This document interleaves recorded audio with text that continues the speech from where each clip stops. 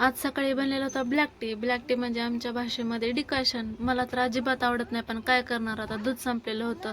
मग दूध आणेपर्यंत म्हटलं चला घेऊयात, कारण मला उठल्या लागतं चहा, नाही तर काय ना काय. तर बघा मस्त आज जेवायला काय काय, इकडं शिकरण आहे. शिकरण म्हणजे आम्ही केळाचं करतात ना, दुधामध्ये वगैरे टाकून त्याला शिकरण म्हणतो. आणि इकडं मस्त शेपूची भाजी, इकडं वांग्याची भाजी, इकडं लोणचं, इकडे मिरच्या मस्त आहेत, तिकडं भाकरी. आणि इकडं मॅडमने मस्त ताव मारले, तेल आहे ती. तर मॅडमने तर ऑलरेडी ताव मारलेला आहे.